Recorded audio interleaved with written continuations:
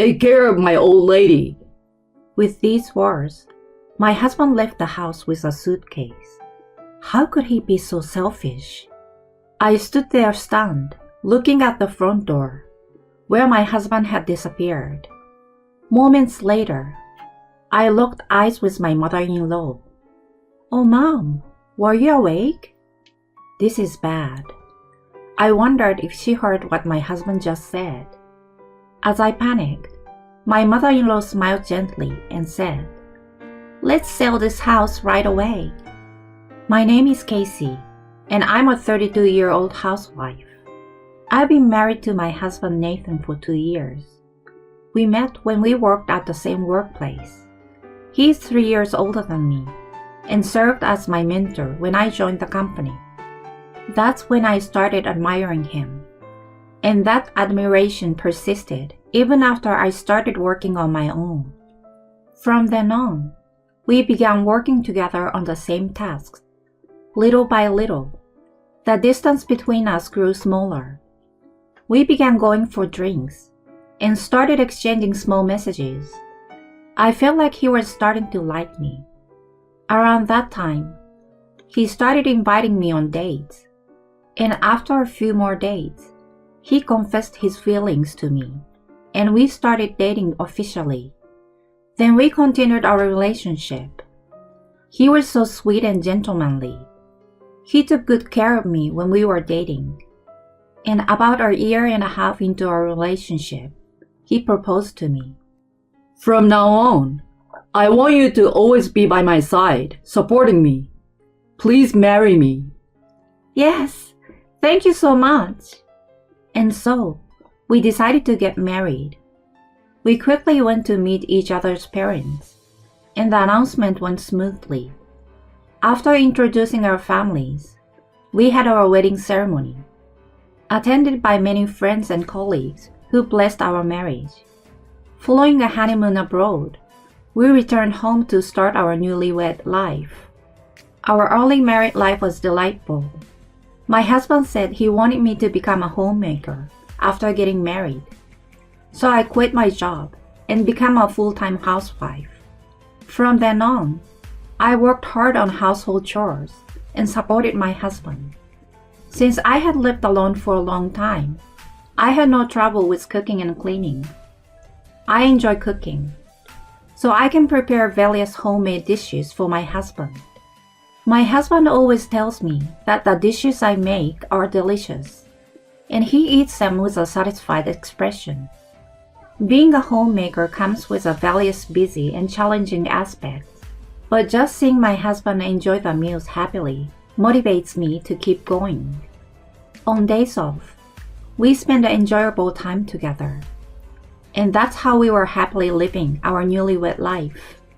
However, recently, after 2 years of a married life, an event occurred that changed the situation.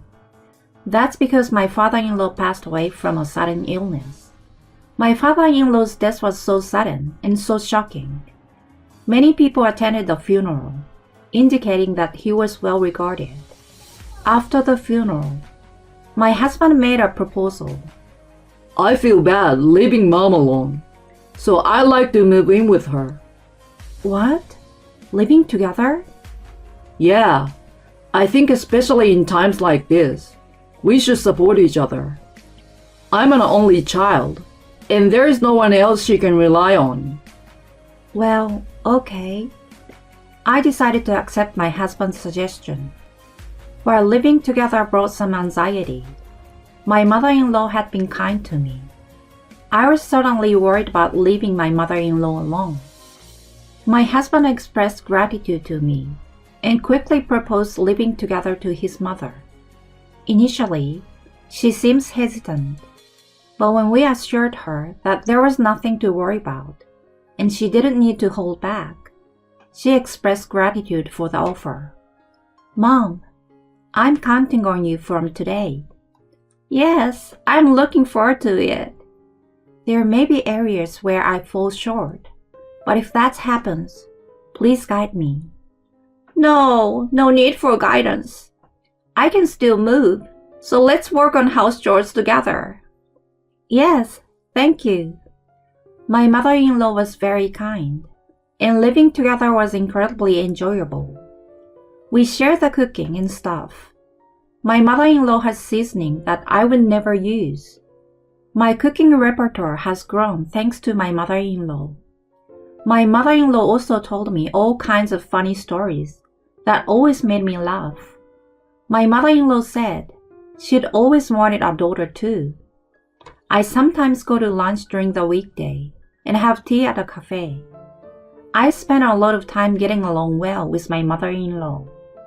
At first, I was worried about living with a mother-in-law, feeling it might not go well. However, it turned out to be more enjoyable and happy than I had anticipated. I even thought it was better that we lived together. But after a little while of living together, my husband's work became increasingly busy. He used to come home by 7:30 p.m. at the latest. But recently, he often arrived after 10 p.m., sometimes even past midnight, and he would skip dinner. Despite the effort my mother-in-law and I put into preparing meals, it was disheartening when he didn't eat them. Sometimes, we had to endure the pain of sharing their uneaten food for lunch. Still, I endure it, understanding that my husband was working hard and he was the sole provider. The fact that he worked and provided for us made me appreciate the time spent with my mother-in-law. And I think it helped that I enjoyed being alone with my mother-in-law. Regarding my husband's dinner, I started preparing the ingredients in advance and quickly assembling the meal when he ate at home. The basic solution worked well. I can now honestly support my husband's hard work and dedication to his career. That's how I spend my happy days. However, one day, I noticed a strange feeling. It was about my mother-in-law. She seems to be increasingly absent-minded, staring blankly at one point, and sometimes not responding even when I called. Concerned, I discussed it with my husband, who agreed that this was the first time she had shown such behavior, and we decided to take her to the hospital. To our surprise, the doctor revealed a shocking truth. My mother-in-law was diagnosed with depression. It was hard to believe, considering the enjoyable conversation and the many smiles I had witnessed while living together. Why is Mom depressed? Nathan seems puzzled, unsure of what to do. But recently, my mother-in-law has been truly downhearted. Maybe she is suppressing the shock and sorrow of losing her husband. Could it be that these emotions occasionally resurface, plunging her into sudden darkness? I was surprised when my mother-in-law was diagnosed with depression. But if there's anything I can do, I want to help. We need to support her. Oh, well, yeah. Nathan, is something wrong? Well, with my job being busy, I find it challenging to focus on Mom. So, can I leave Mom to you? Huh? Are you asking me to take care of her? No, it's not like that. Since you're always at home, Casey, I thought you could handle it. This isn't something to delegate. We should work together. I know, but I have to support this family, don't I? That's all we can do. You are a stay-at-home wife, so I leave it to you. That's... Nathan, in such a manner, handed over the responsibility of his depressed mother to me. Despite being his own mother, how could he say such selfish things? I questioned my husband's attitude and felt that he might not be reliable when needed. Despite these concerns, I decided to comfort my mother-in-law. How are you feeling, Mom? Oh, I'm fine. Casey, I'm sorry. My mood has been a bit low lately. It's okay. I'm here to listen. Whenever you feel like talking, please do. Expressing your worries can make you feel better. Yes. Even though my mother-in-law responded this way, her face betrayed a sense of despondency. She seems to be carrying some burden, and I hoped I could lighten her heart a little. However, my husband showed no sign of concern for his mother. On the contrary, he started coming home later and often went out on weekends. I can't stand being at home all the time. It's suffocating. Let me have some time to unwind. My husband did as he pleased, even though my mother-in-law is suffering from depression. Why can't he live such a self-centered life? Moreover, my husband gradually reduced the money he contributed to the household. Why is there less money coming home when you're working overtime? It can't be helped. I also have various social obligations for the sake of career advancement. I thought I would increase my spending money, and that's how it turned out. My feelings toward my husband waned with his high-handed attitude. One day, my mother-in-law developed a high fever. I rushed her to the hospital and nursed her back to health. When I informed my husband, he was taken aback. What? A fever? Spare me. Huh? I'm leaving on a trip from tomorrow. Huh? A trip? Yeah, I'm going on an overseas trip with friends. I didn't hear about this. I kept quiet because you would complain if I told you in advance. Besides, your mother has a high fever and you're going on a trip? Obviously. Moreover, make sure you don't infect me. And absolutely do not call me when mom is around, okay? Nathan made a gesture, covering his mouth with his arm as he entered the room. He truly the worst. Even though his own mother is suffering from a high fever, he treats her like a carrier of some infectious disease. I suddenly felt my affection for him fade away. It's really pitiful for your mother that someone like you is her son. And my husband wouldn't come to the dining room for meals. When he finished packing, he went off somewhere. Then, he came back about an hour later, so he must have finished his meal outside. It's really too selfish. The next morning, my husband was up early for breakfast. It's a time he would never normally wake up at. I'm sure that's how much he looks forward to traveling abroad. How many days will you be traveling? 1 week. Huh? A week? Yeah, we're going abroad for a change. We've got to enjoy it to the fullest. Oh yeah. I couldn't even get a word out anymore. I guess family is not important to this person. And my husband hemmed as he headed for the front door. Take care of my old lady. Saying this, he left the house with a suitcase. How could he act so selfishly? I stood there dumbfounded, watching him leave. Then, a few seconds later, I made eye contact with my mother-in-law. When I turned around, there she was, my mother-in-law. Oh, Mom, were you already awake? I thought you were still sleeping since you had a fever yesterday. I wonder if she heard what my husband just said. As I panicked, my mother-in-law smiled gently and said, "Let's sell this house right away." Huh? I didn't quite understand what my mother-in-law meant. What do you mean? There's no medicine that can cure the boy anymore. Let's divorce him, sell the house, and leave. My mother-in-law reported this shocking news to me. What? An affair? Yes, the boy is having an affair. This is the evidence. My mother-in-law showed me the result of the investigation she had commissioned. No way. In the pictures, my husband and his affair partner are clearly visible. I'm sure he's planning to go on a trip with that woman starting today. I found out that my son is betraying you. I would tell you, But when I see your suffering face, I might also feel unbearable pain. And I'm afraid that I, being the mother of the one who committed adultery, might become your enemy. So I've been brooding over it for a long time, not being able to tell you. Wait, so your diagnosis of depression was probably because of your son's affair? Probably yes.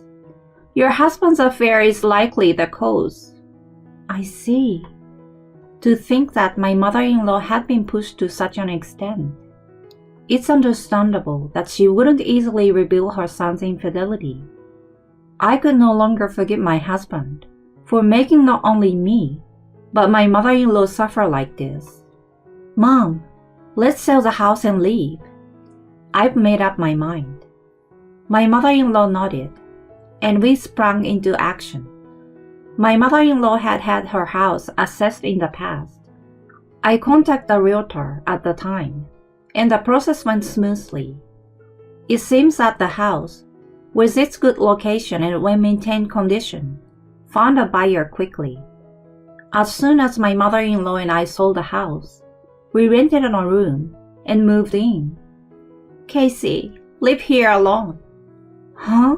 Why? Let's live together, Mom. No. We may be close now, but I'm the mother of that adulterous son.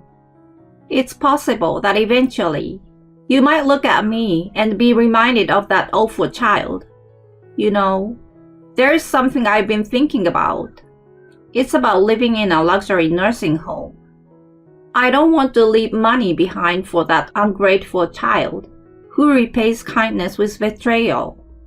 So I thought I would use the money for myself and transfer the $34,000 to your account, Casey. Eh? No, I can't accept such a large sum. Why would you do that? That's for all the good times we've had living together. And I got a little down in the dumps toward the end. And I caused a lot of trouble. I've enjoyed our time together over the past year or so. Stay well even after parting ways with Nathan. Mom, I couldn't interfere with my mother-in-law's determination. But until I separate from my husband, we're still family. So I asked her to live together until then. My mother-in-law was embarrassed and said, "If that's what you mean." We were to stay together until it was all over. A few days later, he apparently returned home. An aggressive phone call came from my husband. Hey, what the hell is going on? Why is my house someone else's now? Oh, you're back. Welcome home. But this is no longer your family home. Don't screw with me. Why is this happening? Because you betrayed me and your mother. That's why. What are you talking about? Don't play dumb. I know you're having an affair. Huh? Even during the overseas trip, you went with your affair partner, right? What are you talking about? I have no idea. I have evidence from the detective agency. We're getting divorced, and you will pay alimony. No, please. Spare me the alimony. I was planning to get a divorce, so that's fine. But alimony is not okay. What nonsense are you talking about? You had an affair, so it's only natural, isn't it? I have to support the child with her. What? A child? You got your affair partner pregnant? Well, not exactly pregnant. The child is already born. What? A baby is already born? It's not exactly a baby. It's 3 years old. 3 years old? Wait a minute. So the child was born just after we got married? Yeah. After we got married, it turned out she was pregnant, and... Hold on a second. Were you involved with her even when we were dating? But I chose you as my spouse, right? Well, she still wants to focus on her career, so she said she didn't want to get married. That's just despicable. It's beyond words. It can't be helped. Love is blind, they say. Anyway, where's Mom? She's suffering from depression, so I should be living with her. Just tell me where she is. I'm going there. I won't tell you. What are you saying? She's my mother. I have the right to know. Unfortunately, your mother doesn't want to see you anymore. That can't be true. I'm her only son. Regardless of an affair or whatever, I'm her beloved son. It's despicable that you thought that way. Mom got depression because of your affair, you know. What? After she found out about your affair, she hesitated to tell me and carried the burden alone. Mom's depression is because of you. That. But even so, she wouldn't cut ties with me, right? Just tell me where Mom is. My husband was selfish to no end, and I was appalled. I'm here. What? Mom? You were with Casey? Why did you sell the house without telling me? That's because I'm fed up with you, of course. Mom, I'm sorry. But can you lend me some money? You heard what I just said, right? I need to pay alimony. And then, on top of that, I need a lot of money to remarry her. I was originally going to bring her and the kids to that house. If you've sold it, I don't blame you. You will have the money then, so use it for us. What are you talking about? I would never do that. I'm cutting myself off from you. What? Why? I'm your only son, remember? So what? No parent would stand being ridiculed to this extent. Well, you can still see your grandchild, you know. I would think a child born to Casey would be adorable. But a child born from some unknown, filthy woman, even if there is a blood connection, I can't find it cute. You betrayed Casey and me. You have done something grave enough to sever ties. Acknowledge it, reflect on it, and live with it. Anyway, I won't have anything to do with it anymore. That's... My mother-in-law said that and hung up the phone. I'm sorry for hanging up abruptly. There's nothing more to talk about. After that, I sent a certified letter through a lawyer to my husband's workplace, demanding alimony for the affair. As my husband's workplace was also my former workplace, many superiors and colleagues who knew me criticized him severely. He ended up being demoted and transferred to a regional office with a pay cut.